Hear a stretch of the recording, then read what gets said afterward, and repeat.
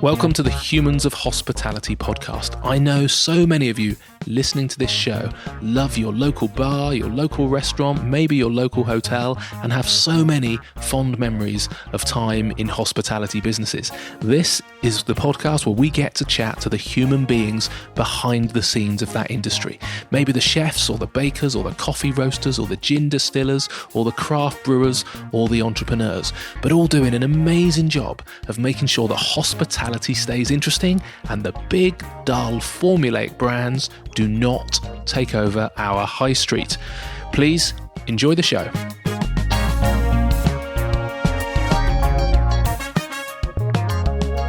In this week's conversation, we are chatting to Jason Barber from Black Cow Vodka. Now, Jason puts it like this: if you've been sitting behind a cow for 15 to 20 years, your mind has plenty of time to wonder about the best way to use the milk you're producing. So the Barbers are the world's oldest surviving family of cheddar makers. They've been making cheese and producing milk for over 200 years, and up until recently, conventional dairy products had done them very proud indeed.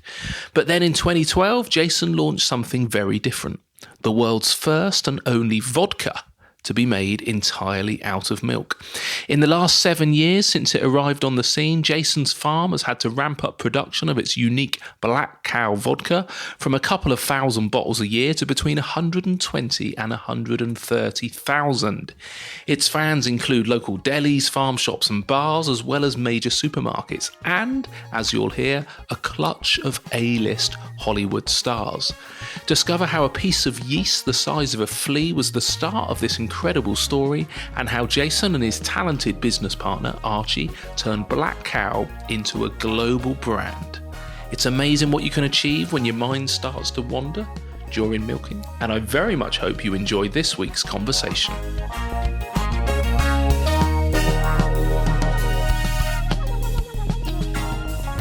Jason Barber, thank you so much for sparing the time to be on the podcast. That's no problem at all. It's Thank you for appreciated. coming Not that you down. know what you've got yourself found your into. way down here as I did. Well, I was going to start with that. So, yeah, where in the world am I? Because I've just driven through some amazing countryside. This is sort of pirate country here. So this is West Dorset. So we're nearly at the edge of Dorset here. So we're just north of Bridports and west of Bedminster, basically. Okay, beautiful part of the world. How long have you been here? We've been here, 2012, we sold our first bottle, so I suppose about 8 months before that, basically. Is the farm here as well with the cows? No, we rent these buildings, okay. Basically off of Will, who was my best man. Okay. They used to make Childhay ice cream here. Yeah.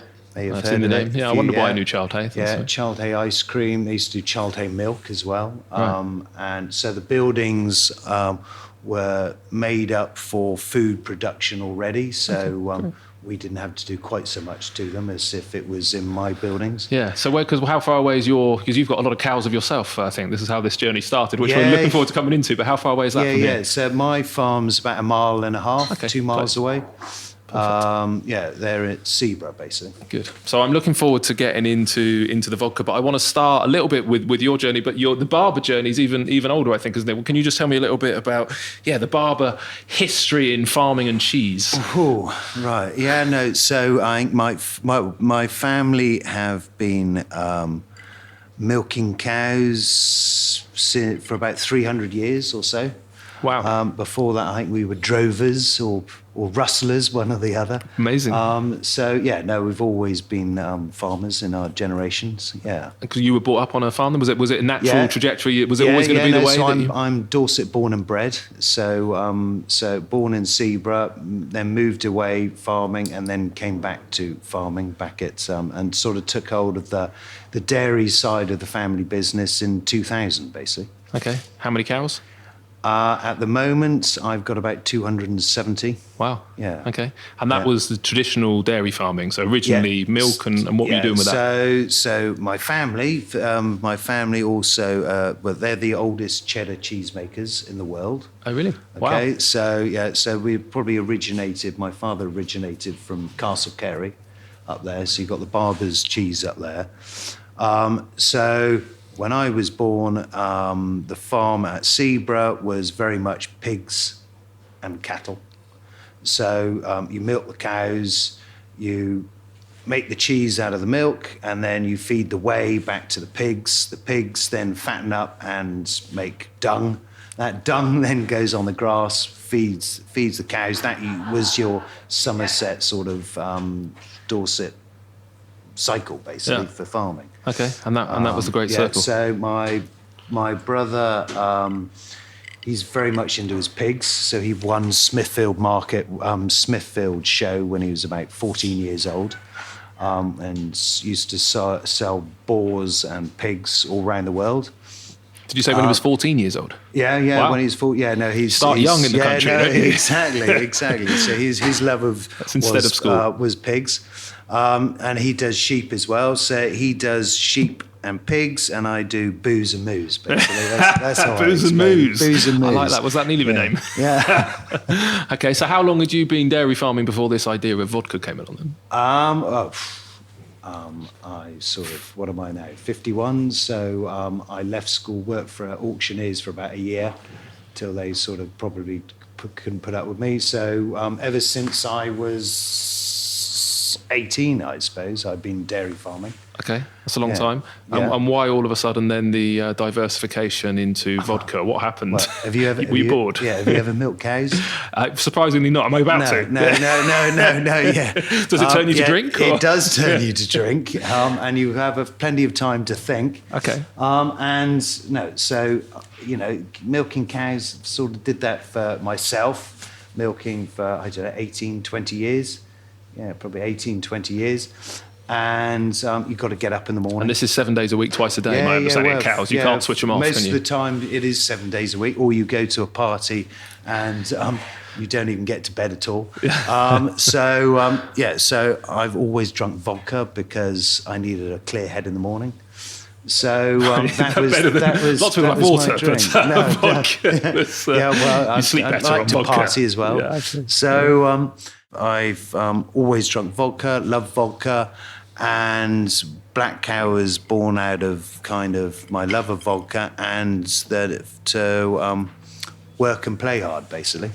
And the actual trigger was it a Polish chap or something that you came over? Is that how it started with you and Archie? Well, Joseph, he's still with me. He's a good chap. He started with me 15 years ago. And I said, so he's Polish, so I said to him, right, Joseph, come on, you obviously make vodka. It's in Poland. You go, yes. What can you make vodka out of? And he goes, well, you make it out of anything with sugar. And I thought, oh, hold on, milk's got sugar.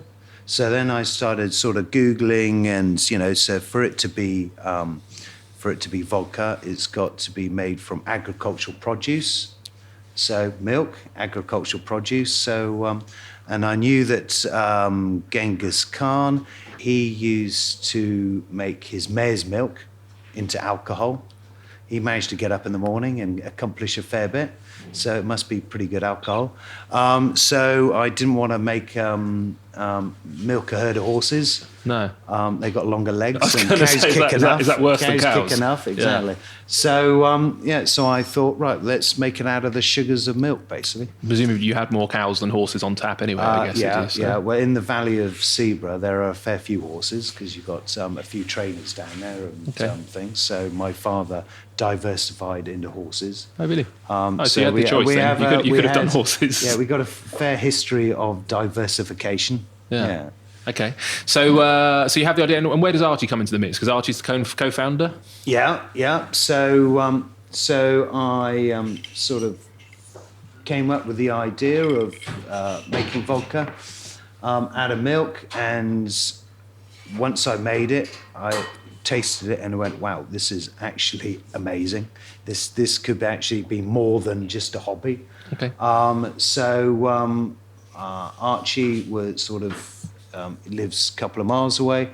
Known him for a few years as well. So I sort of said, Arch, what do you think of this? And he went, wow, that's actually pretty good. So we sort of thought, right, okay, he comes from a background of making commercials. He's a commercials director, so he's in that kind of marketing sort of thing. He would have been used to short projects of getting things done. So, and he and I, my weaknesses would be his strengths, and vice versa. Yeah. And it works well. Great. So he's more the sort of the brand and marketing side, is it a little bit then? And you actually and happen the thing to have is, lots of cows. Yeah, and I still do farm. Right. So it's very hard for me to get away sometimes. So he does most of the travellings. Like when we're in the States, he's very much the States. So I've had very little to do with that. Amazing. So going back, then we'll come back onto the brand and the market and how that's worked, because it's been a brilliant partnership that we'll hear about. But just going back to the vodka process itself. So nobody else is really making vodka out of milk, because what's the actual process? It's yeast and sugar, and how does it actually work? How do you make it? So if I take you back through the whole of the take me on the journey. Yeah. Okay, so basically, me being a dairy farmer, so we milk our cows twice a day. They're all grass-fed. So that milk then goes up to my family who makes the cheese. So when you have that milk, you pasteurize the milk. The milk is pasteurized at 78 degrees. Alcohol comes off as still at 80 degrees. Okay, so what we do is our first distillations, we do that up at the cheese factory. Okay, so because you're going to try and utilize all that heat, as much heat as possible. One of the reasons we think we're probably one of the most sustainable vodkas.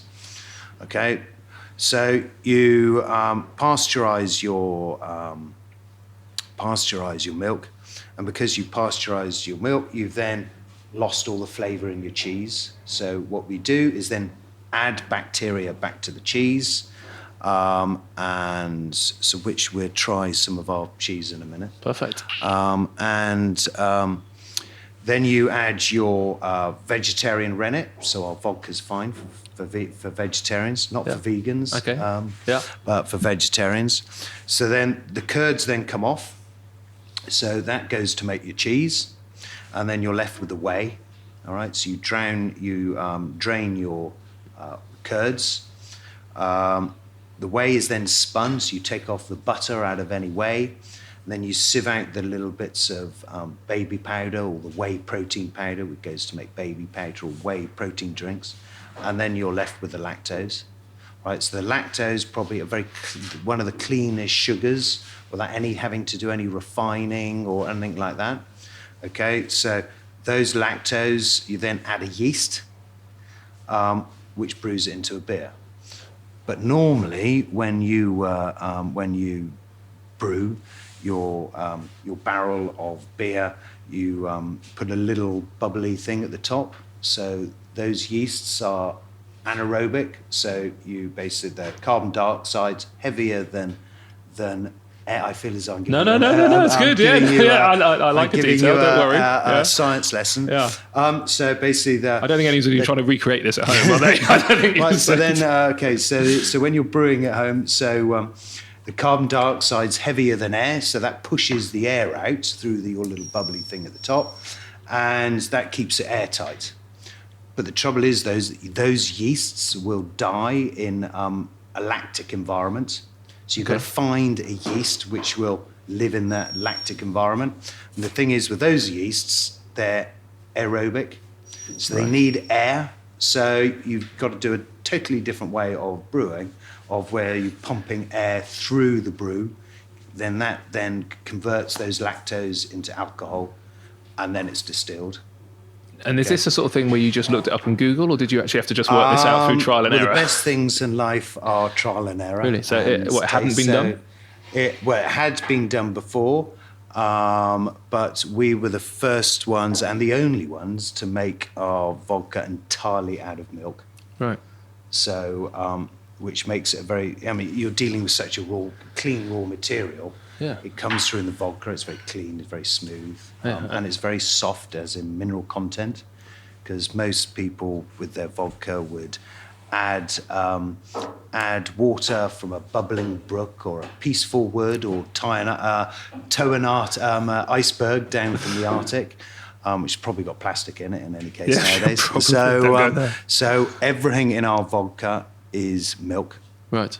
All right. So yeah. Yeah, and that sounds complicated. You've summarised it very quickly, but the process of trying to develop that yeast, that was quite challenging, I understand, and the filtration that followed. And the distilling. Yeah. So when so basically it's like Google is like an open university now.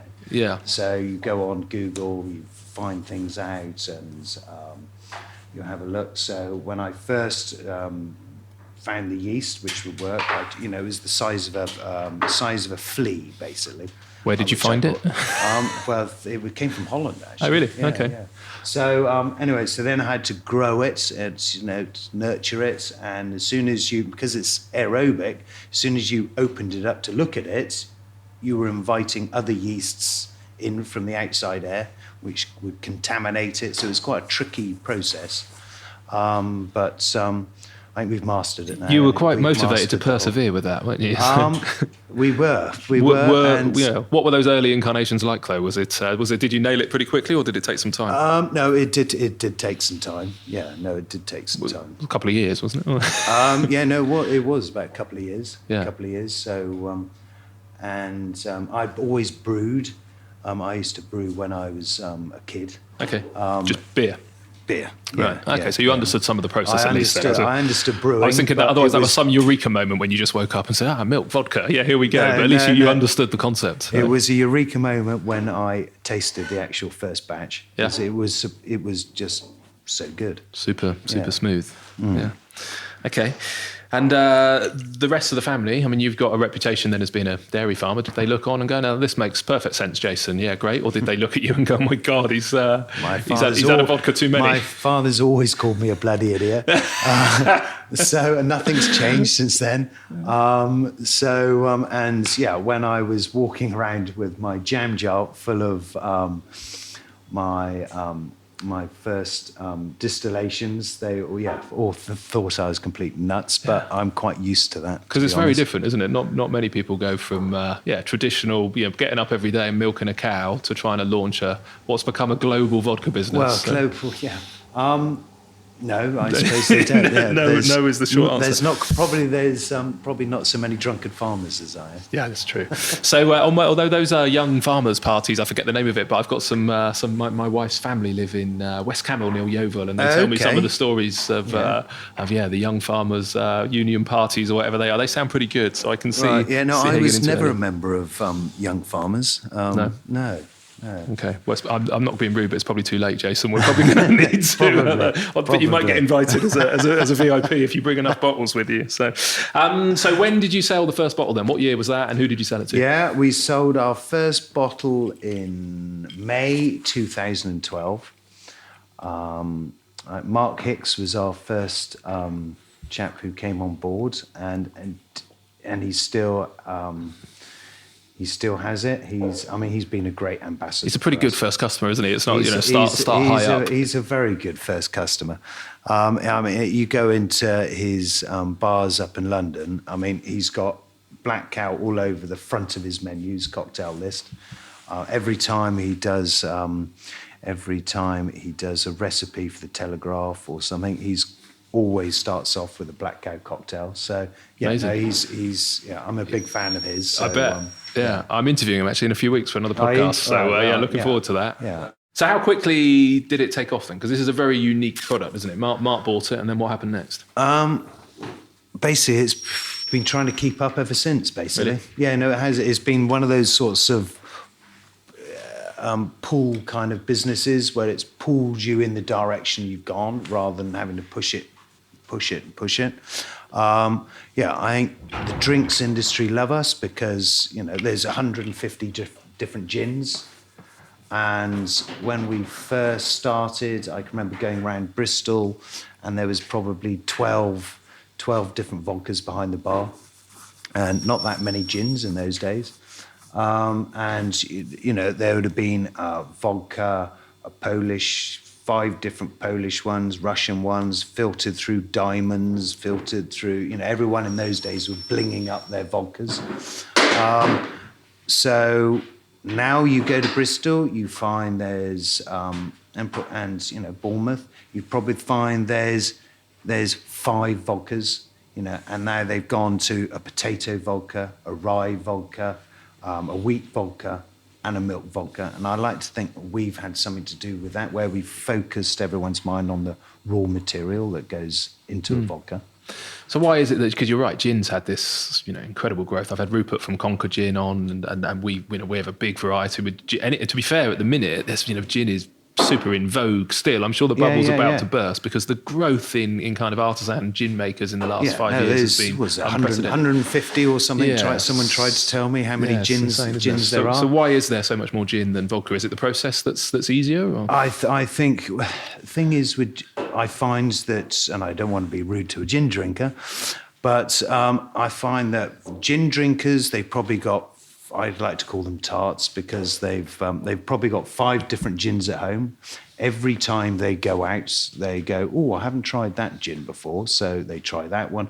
So there isn't very much brand loyalty. So I think that's kind of helped grow it. I think people have because it's fashionable, people have made themselves drink it, made themselves like it. Where I think with us, with Black Cow, I think we have some very loyal drinkers, where people find us and they stick with us because we are different. It is a good vodka. I know I make it. But it's unique. I do drink it as well. It is a good vodka, and it's very versatile and. Basically. Okay. So instantaneously popular. Do you remember how many bottles you sold in the first year, ish? I don't, to be honest. No? I don't. Do you remember how many you drunk? Even harder. I actually do. Do you? I do. Because when we first started, Jules, who's in the office there, she's very good at making sure she takes account of stock and everything else. And I know how much was going through my house at one time, anyhow. So I think it was getting through about 30 bottles a month. Okay. So, but I've got a busy house. I was going to say you've got a big family. The cows don't drink it. To be fair, it's only a bottle a day. It's only my wife and I, but we do have a fair few people walking in and out of the place. So I think, what did we sell our first year? Probably 3,000 bottles, maybe. Okay. And then what was it last year? It's grown, because I want to talk a bit about the business. Was it 130,000? Did I hear something like that? No, it was. Yeah, no, it's, I think with everywhere else around the world, I think we probably did do about 130,000. So that literally blows my mind. I mean, I don't know how many percent that is, but it's a lot, isn't it? So that speed of growth, how on earth did you manage to ramp up supply that quickly? Good team. Yeah? Yeah, no, we've got a good team here. I mean, it's like you've got Archie and Helen. So Helen is Archie's wife, and she, with Nova, does all the point of sale and that sort of thing. You have Kate and Rachel on sales, and Rachel does all the logistics, keeping up with it. It's a good team. Sean's been with me from the start as well, doing it, and. Yeah, we've sort of kept up. I can remember the first Christmas, or was it the second Christmas? We were literally as it was going out. Sean and I would be in at 3:00 in the morning making it, and it was literally flying out the door. And who was that going to? Was that going to the supermarkets or to the bars and restaurants? No, it wasn't. That was going to. I was going postal sales, websites. That was going. So basically, what we also do is sell our cheese as well. So when we make the vodka, the cheese, so in fairness, it goes great together. Yeah. So we also sell to the likes of Longmans and Hawkridge, so they sell the vodka as well. So they were picking up in those days, where they still do now. So how did you go about getting the word out there? Then when once you've nailed the product, I know Mark bought it, but were there some other techniques to get that kind of growth? Yeah, we would go into bars or delis and farm shops. And farm shops in those days were sort of a bit of an untapped kind of resource for the drinks industry. they would have a couple of local ciders, but the drinks distributors weren't distributing into them. So we would go to them and pick up a few farm shops, then hand them to the cheesemonger and say, look, can you deliver our vodka? Nice. It's made from milk. It goes well with perfect. cheese. So then they would distribute it into those. Then we would go into bars, find out a few who wanted it, and then pick up a handful of customers. They may be Matthew Clark or LWC or Tolchards, and they would say, look, we got 5 customers for you. Can you take it on board? They would go, yeah, of course you can. And then we'd find out who your good customers, and then we would go and see them. And everyone actually is sort of been very inviting, and you make that sound easy. I haven't interviewed a few people who Jimmy's Iced Coffee always makes me laugh, who actually pretty much had to dress up as a carton of coffee and go and you didn't have to dress as a bottle of vodka and go and shout and dance outside. Nor a cow either. No, I've got away from fancy dress. I guess that uniqueness of the product has helped. And at the same time into supermarkets. So did you presumably had a pretty good knowledge of how to do that with the cheese was in the supermarkets anyway. Did that help, or did this come in as a completely different route? No, it's a completely different route. I mean, even though we make cheese, we sell our Black Cow cheddar, and we do our Black Cow vodka. They're 2 different distributions, so you couldn't, But the family history with cheese, with bars, did that help, or did they were still disowning you? My family said, you want to make it, Jace, you want to do it, so you have to do it. Okay. So they didn't just start delivering boxes. They didn't give me too many, too much help. Yeah. So we've sort of made our own contacts and things. So after about 3 years, we had a fair few customers, and we had a fair few wholesalers. We then sort of went to Mangrove, who are a distributor. Okay, so they then distribute into wholesalers, and they've got a team of salespeople, and they've got a good stable, as I call it, a good stable of different spirits. So they can go into a bar in Leeds or wherever, where it would cost us a fair bit of money to go in with 1 drink, but they're going in with 15, and they would say, well, try the vodka whilst they're trying something else. So that sort of works. Okay. And that's been successful. You're now distributing all over the country? Yeah, no, it's always more room. There's always more room. We're distributing all over the country, and I think it's quite nice to build relationships rather than jump from one ship to another. And I think we get on well with the Mangrove team as well. They're a good bunch. Okay. Does that mean you end up turning up in bars and just seeing your product on the shelf? And has there been any particularly surprising places you've seen it? Savoy, that's not bad. But Nice. The thing is, we sat in the bar and kitchen, and it's ideal for having barmen down and show them our process and what drinks. And we had the top 5 bars down from London, and it was a shame because I had to drive somewhere, so I couldn't drink anything all day. And, that's harsh. That was harsh. The best. So normally when I'm out in trade, where I normally sort of stay the night or try and have a driver if I can. Yeah. Because it's good fun. You need to open a little B&B here, don't you, because of how far away you are? Because I was pretty gutted to arrive and be offered. I did get to try your strawberry vodka, which we'll come on to. But you need a little... I don't know, just a little caravan outside. We ought to just have a sofa in the corner. Just a sofa. People could nod off for a few hours and then... I think they've... ply them. She expects me to sleep in there. That's probably why we haven't got one. Yeah.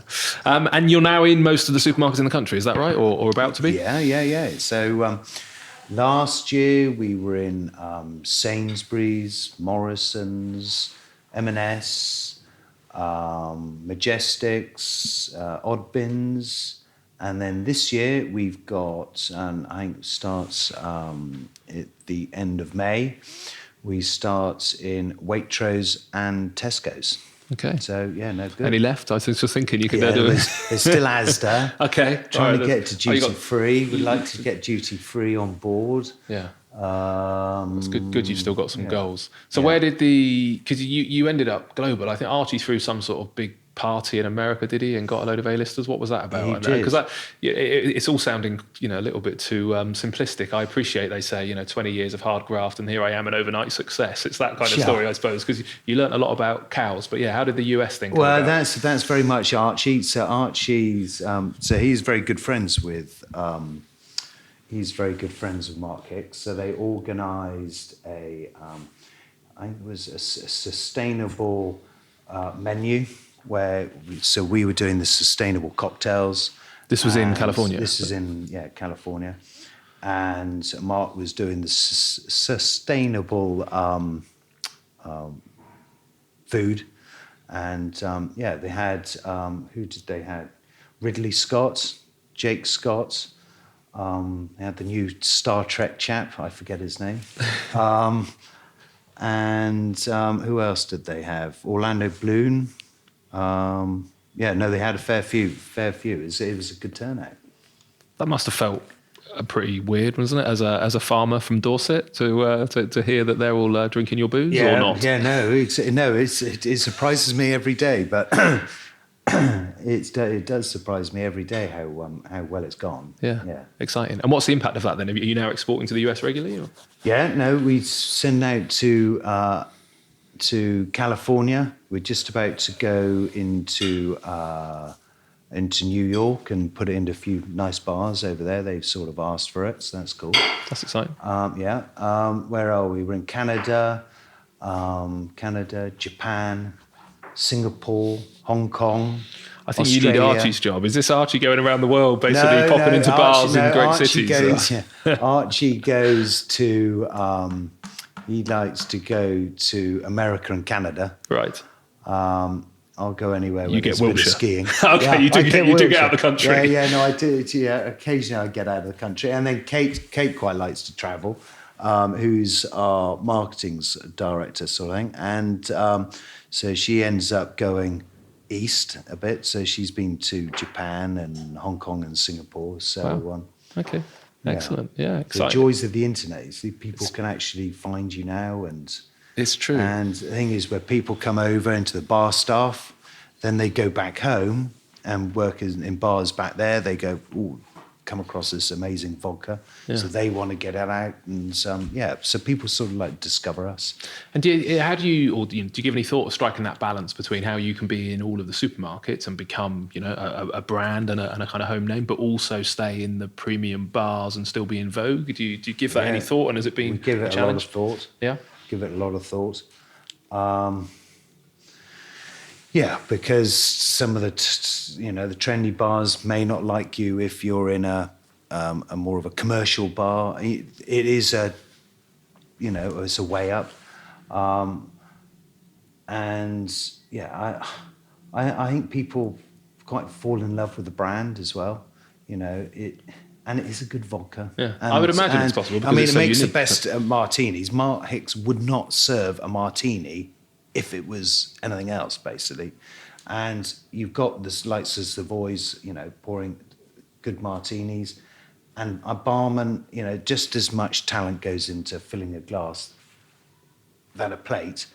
And they fall in love with it, and they don't want to give it up, basically. I think you find. Yeah, you'd imagine. I think it's always a challenge, and I think we've seen it with beers. When Brewdog was in Wetherspoons, you kind of think that seems strange because Brewdog seemed like the the antidote in some ways to the kind of the big bars. Having said that, they're then a route to market. People go into a Wetherspoons and there's a lot of people in them, have a Brewdog beer, and all of a sudden they go on to that craft beer kind of trajectory.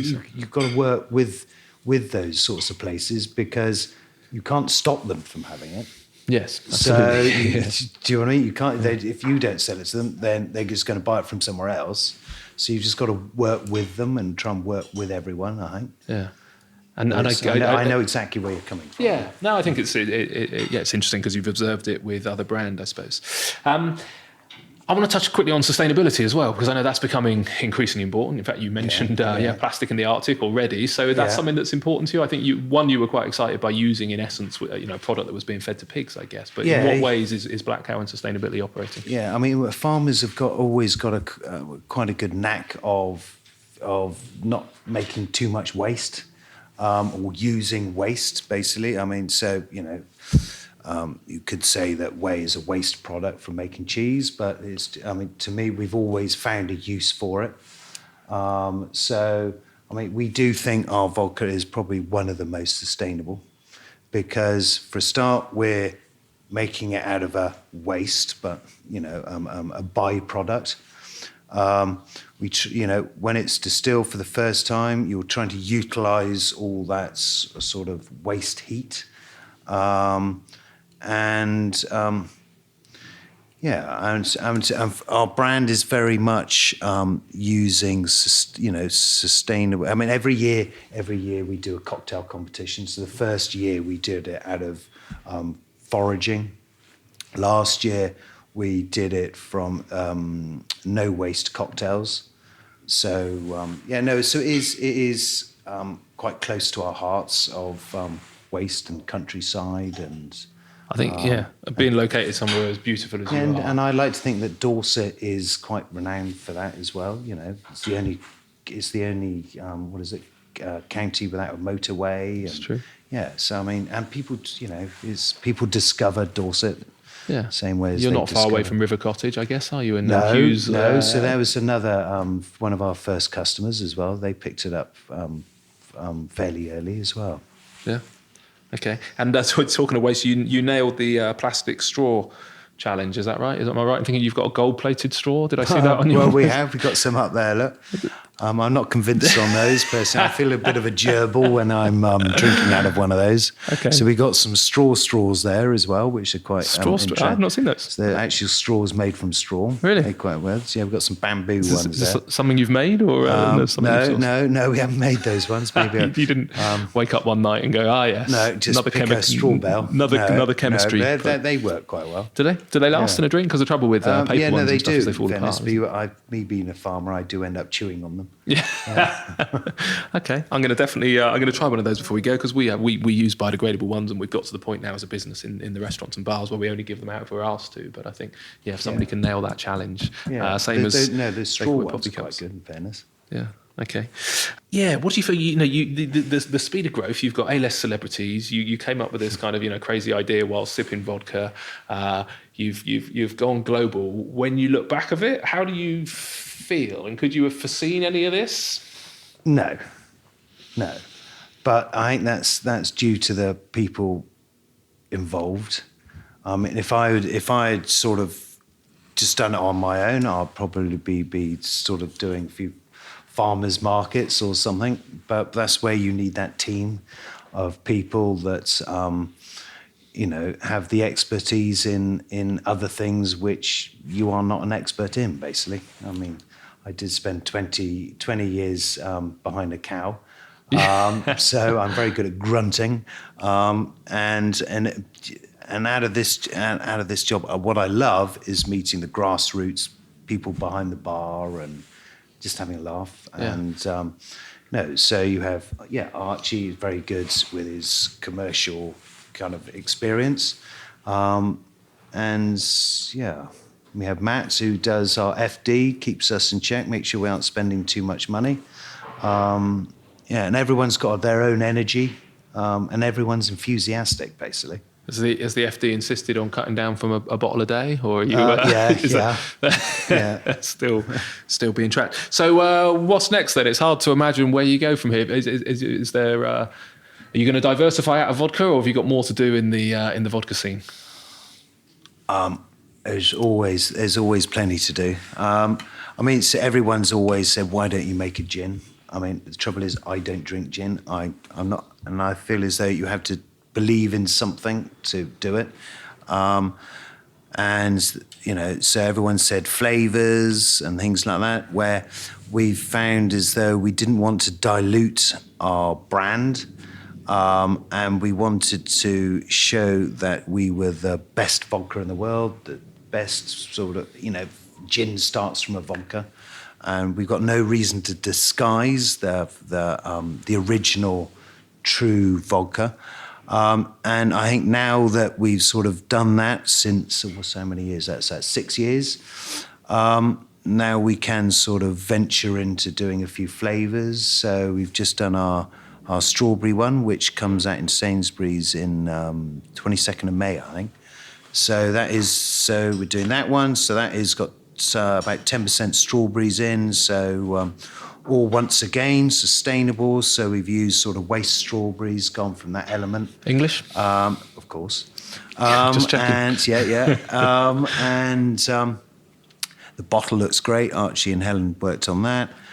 So we've got that. So we'll see how that goes and see where that leads us. But there's plenty of other places to go. Like I said, there's other, like duty free, be quite good. But yeah. How do you strawberries and the seasonality then? How do you manage to do that all year? You have to freeze them, or you make all of your vodka in the summer? Yeah, we sort of freeze them and play about with them. Can't give us too many secrets, can I? No, absolutely. Mind you, I think you probably got people to realise that it was quite hard at the point where you were trying to nail yeast that only worked in lactose. I think at that point people went, I might do gin. Yeah. I might not start with the raw product.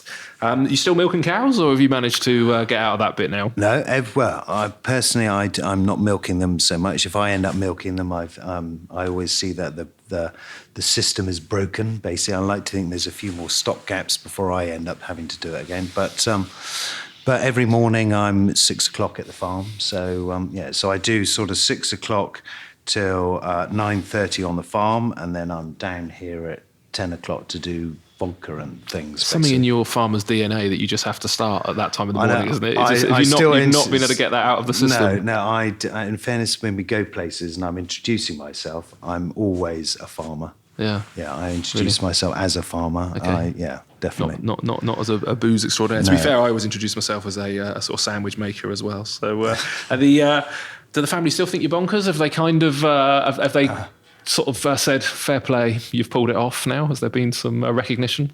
Most of my family have said fair play, yeah.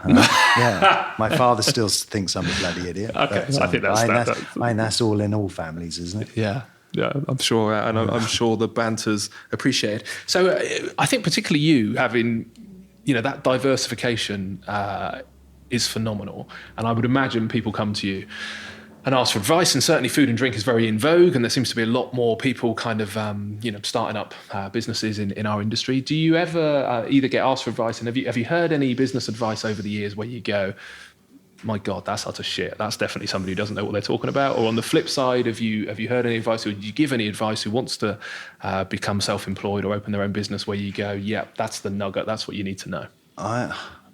Thing is, I'm still learning as well, and every day's a school day, and I'm a great believer in that. I think you have to do something you enjoy. Do you know, you're on the planet for such a short time. You have to enjoy it, and then I think if you're enjoying it, then you've got the motivation to do it. I think that's the where to start from,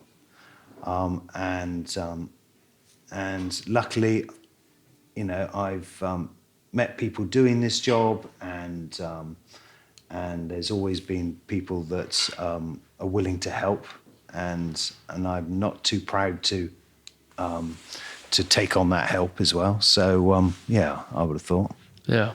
So mentorship and do something you love. I don't think it starts with money, does it? Very rarely do people get into this thing and go, it's just about the cash. I think you've got to love it. Yeah. I mean, we started this, Archie and I think we put in 20 grand at the beginning, basically, and that was, and luckily we both had jobs at the time, so we sort of didn't pay. We didn't pay ourselves for 30 years out of that. I'm thinking about it, the company probably still owes. I was going to say, have you had it back yet? But maybe the FD will up your your vodka allowance. Yeah, and it's not to try and take money out of it. It's in it, and everything we do, we chuck everything back in. I mean, Yeah, I mean, it's all about growing it. Yeah. You must be chucking it back in to go from 3,000 bottles to 130,000 bottles. You know how many you're going to do next year? Well, I'm the target. So the target, I think, is try and double for the next couple of years. Wow, yeah. every year. Oh. Yeah, that's what we're going to have a go at. So My goodness. So we've got James, who we've taken on board. No pressure, James. James is waving in the corner. He's slightly perspiring now. Just got a double, so 130,000 targets extra. Yeah. So he's going to be man about town around Dorset and the south. He covers the south. And and Mangrove have got to do bits, and we've all got to do bits basically, but got to do it with a smile on your face, haven't you? Yeah, absolutely, 100%. It's got to be fun, like you say. We don't live here long. Well, great story. Great to hear what you've done. Congratulations, and it'd be great to have a look around in a second, as we said, around where you actually distill it. But where can people go to find out more and to actually buy the product? Right. Well, we can go, obviously, buy it on the internet, but I would go. It's probably into this. This year we've got Tesco's, Waitrose, Sainsbury's, Morrison's. Do you get in trouble if you miss one? Do they come and say? I know. They're going to be coming putting the price down. I think, and Majestics, Odd Bins. Everywhere you go, you'll see. What's the website address? We'd like to be everywhere. What's the website address? The website address is blackcow.co.uk, I think. Yeah. Just Google it. Hey, use good old Google, and presumably you've got Facebook and all the social channels and stuff like that. Yes, I was sacked from our Twitter account. Were you? Were you too controversial? Well, no. It was such a lovely day, nice crisp, bit of snow on the ground. So I thought, do you know what? Perfect day for a Bloody Mary. So I made a Bloody Mary, but we didn't at that stage have any branded glassware. Yeah. And I put it in a Smirnoff glass. And they took a look at it and said, Jason, you're not going anywhere near that anymore. And then deleted it off your phone. Yeah, so that's probably so we're a good on thing. All those places as well. It's endlessly time consuming. So you're probably best off to avoid it. Stay with the cows. They probably make more sense than Twitter, if I'm honest. So okay, great. Well, look, thank you. Thanks for sparing the time, and thanks for the supplying the great vodka. We sell it as well, and it's a great product. So. Good. Well, your place opens up this week. Literally. We're open tonight, but tomorrow properly. So new restaurant tomorrow. By the time this goes out, we'll know how it's going. So right in the centre of Bournemouth Gardens. That's a great opportunity for plug. Urban Gardens. Yeah, well, make sure you're pouring plenty of Black Cow. Yeah, we'll definitely will. James has got us on the cocktail list. Yeah, 100%. And it'll work well because we're fundamentally in a garden. How's Paul's coming, did you say, James? Did you? Should we negotiate the price live on air, James? Is that where we should handle? Yeah, shame that this podcast didn't go out, isn't it? Because we never managed to agree on the price. Great, thanks very much for your time. It's been a pleasure. Well, thanks for coming down. Cheers.